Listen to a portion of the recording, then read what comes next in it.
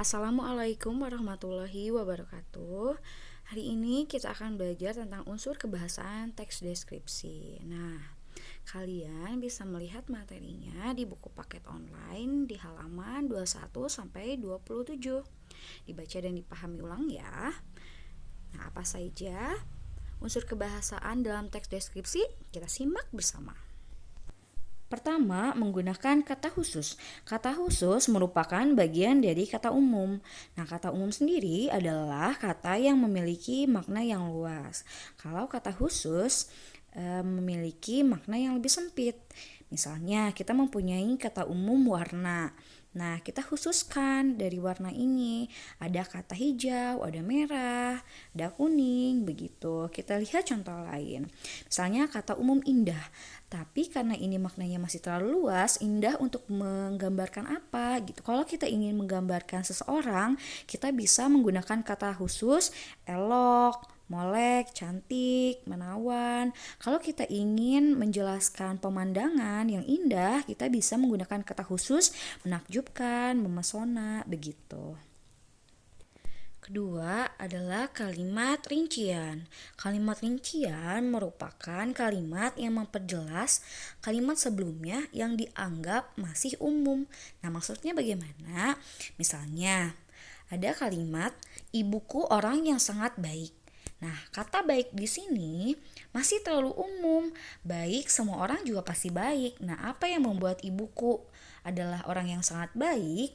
Kemudian dijelaskan oleh kalimat perincian, yaitu baiknya karena dia berusaha menolong semua orang dan dia juga ramah, kemudian tutur katanya lembut kepada siapa saja. 3. Menggunakan kata sinonim. Sinonim sendiri adalah persamaan kata bila lawan kata dinamakan antonim. Nah, dalam menggambarkan sifat objek, kita biasanya memilih menggunakan kata lain yang memiliki makna sama. Misalnya, kita ingin menggambarkan ayah kita yang kuat. Nah, kuat diganti dengan kata lain yang memiliki makna yang sama, yaitu tangguh misalnya. Nah, ayahku sangat tangguh. Ia bekerja tiada kenal lelah. Nah, dengan perubahan dari kuat ke tangguh, bisa kita rasakan maknanya menjadi lebih khusus dan lebih dalam. 4. Menggunakan majas. Majas adalah bahasa indah untuk mempercantik kalimat. Nah, majas yang digunakan di dalam teks deskripsi ada dua. Pertama, majas perbandingan. Yang kedua, majas personifikasi. Majas perbandingan biasanya menggunakan kata perbandingan, yaitu seperti bagaikan dan laksana. Misalnya, kita ingin menggambarkan pasir pantai. Kita bisa menggunakan kalimat pasirnya lembut seperti bedak bayi. Kemudian kita ingin menggambarkan suara merdu dari seseorang. Misalnya suaranya merdu bagaikan seling bambu. Dan semangatnya laksana api yang berkobar. Majas personifikasi adalah majas yang memberikan sifat manusia kepada benda mati. Agar mempermudah kalian, kita lihat dari kata personifikasi. Ada kata person atau person ya kalau di dalam bahasa Inggris. Bila di bahasa Indonesia kan artinya adalah orang atau manusia. Maka dari itu kalian langsung ingat kalau personifikasi itu adalah majas yang memberikan sifat manusia atau orang kepada benda mati, begitu. Kita lihat contohnya. Angin pantai dengan lembut mengelus wajah kita. Nah, angin pantai di sini adalah benda mati kan, tetapi dia bisa mengelus. Nah, kalau yang bisa mengelus itu adalah manusia kan? Karena kalau angin tidak mempunyai tangan, yang bisa mengelus, yang memiliki tangan adalah manusia. Seperti itu maksudnya.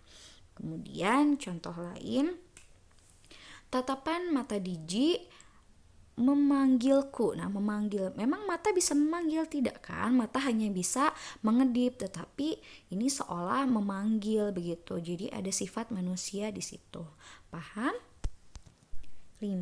Menggunakan kalimat cerapan panca indera. Nah, maksudnya adalah kalimat yang mengandung kesan panca indera, yaitu pendengaran, penglihatan, perabaan, dan perasaan, sehingga yang membaca dapat seolah-olah ikut melihat, mendengar, dan merasakan apa yang digambarkan di dalam teks. Nah, contohnya ada kalimat kulitnya kuning langsat. Nah, kita jadi seolah-olah dapat membayangkan sedang melihat kulit yang berwarna kuning langsat begitu. Kemudian bernyanyi kecil. Nah, kita akan menjadi seolah mendengar ada nyanyian-nyanyian kecil dan merasakan itu oleh kulit dan perasaan ya. Nah, rasa hangat berbaur dengan lembutnya embusan angin sore. Nah, kita jadi seolah-olah merasakan ada rasa hangat ke dalam kulit kita. Keenam, bila ada penulisan kata berawalan atau berimbuhan me dirangkai dengan kata yang diawali oleh huruf K atau T atau S atau P, maka huruf dalam kata tersebut hilang atau kita sebut luluh. Jadi nanti huruf K atau T atau S dan P-nya itu sudah tidak ada. Misalnya kita lihat di contoh ada imbuhan me bertemu dengan kata kasih dan akhiran i. Nah, berubah menjadi mengasihi. Nah, di sini huruf K dalam kata kasih sudah hilang kan menjadi ngasih. Begitu. Kemudian me bertemu dengan tanya menjadi menanya. Jadi T-nya hilang tapi jadi menanya begitu. Seperti itu seterusnya. Tetapi ada yang tidak luluh loh. Nah, bila kata yang huruf depannya itu adalah kluster atau konsonan rangkap. Misalnya K dengan R atau L, T dengan R, S dengan R, dan P dengan R.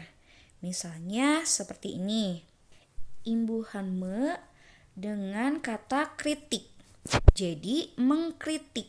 Nah, di sini tidak ada perubahan ya atau tidak luluh. Jadi KR atau kritiknya itu masih ada, masih sempurna. Transfer, jadi mentransfer. Protes, jadi memprotes. Terakhir, penggunaan kata depan dan kata awalan. Yang termasuk ke dalam kata ini adalah di, dari, pada, dan ke.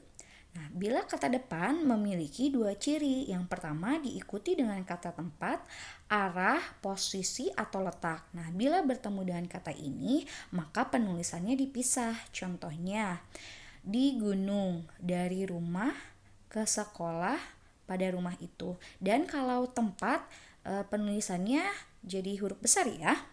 Dan seterusnya bisa dibaca. Nah, tetapi bila kalian bertemu dengan kata yang bukan kata tempat, posisi, atau letak dan arah, maka penulisannya dirangkai atau disatukan. Nah, sampai di sini kira-kira apakah sudah paham? Bila belum, silahkan ditanyakan ya. Nah, alhamdulillah semoga ilmunya bermanfaat. Dan jangan lupa tugasnya dikerjakan ya yang ada di link yang akan Ibu bagikan. Sampai di situ. Wassalamualaikum warahmatullahi wabarakatuh.